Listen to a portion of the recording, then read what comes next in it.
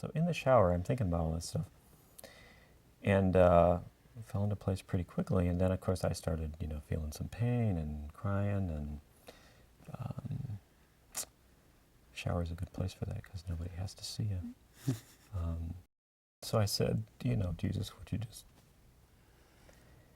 help me out here somehow? And I almost felt like Rita, because, like, bang, a memory popped up for me where, and it wasn't a real painful memory, but there was a time when I was 9 or 10, and my family had gone over to one of my dad's friends' families, and I think they had a son about my age, and so the two sons and the two dads were out in the backyard, and we were going to play catch with the football.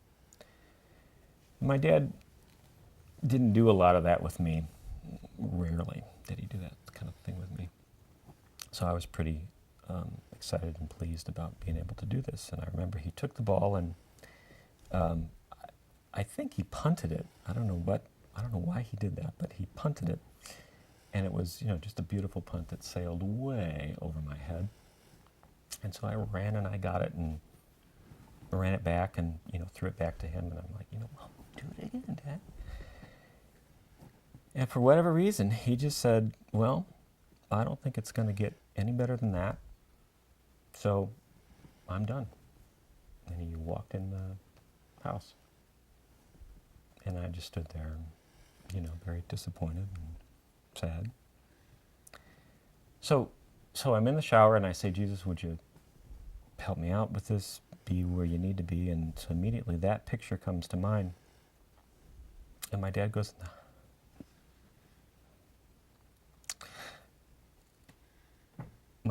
in the house, and so Jesus is standing there with the football in his hand, waiting to throw it to me. And it felt really good. So that's where it stopped. The shower was over, and I had to go fix people all day.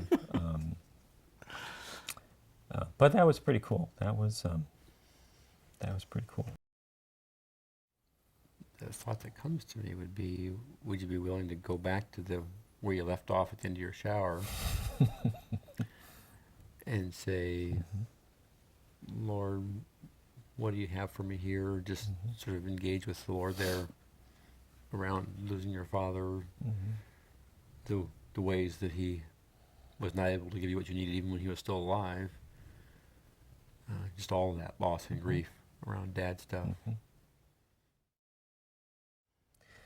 One of my dad's shining moments, in my opinion, was the way that he took care of my mom when she was being treated for cancer. He really stepped up to the plate and supported her and was with her. And so I kind of had this thought that maybe Jesus is kind of saying, these were gifts to you to show you what this looks like. The thought that just comes to me is just to really say that real directly to Jesus.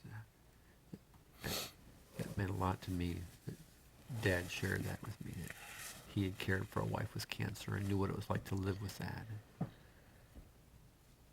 And that's something I really miss. Lord, he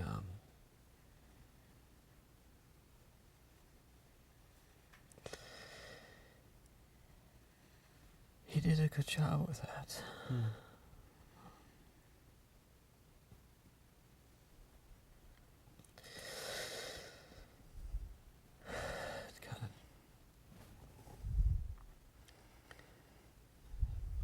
Maybe the Lord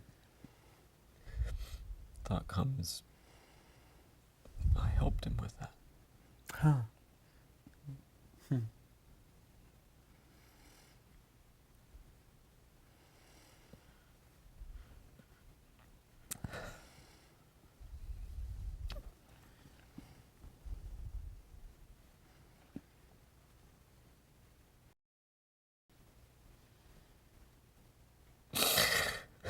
Thank you.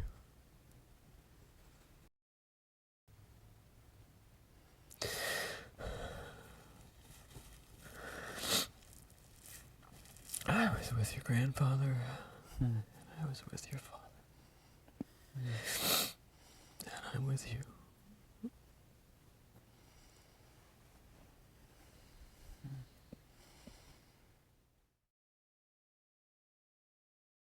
I'm so glad you said that, because symptom decrease is nice. But what's so much more wonderful is that you're actually growing in your kind of living relational interaction with Jesus in the present. Is that accurate? Right. So part of the fruit of that session and practicing it there and doing it there and being deliberate about it is you're doing that some on your own time. You're worshiping, you say, Lord, show me some times when you were present. Things are coming forward. So that part of the fruit of that session is it's actually growing and blessing your kind of living relationship with Jesus in the present. Is that accurate? Exactly.